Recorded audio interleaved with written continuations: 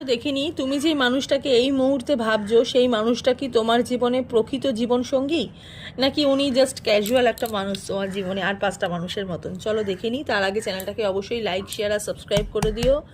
চলো দেখে নিই তোমার পার্টনার কি তোমার প্রকৃত জীবন সঙ্গী। The emperor, night of wands, 4 of swords,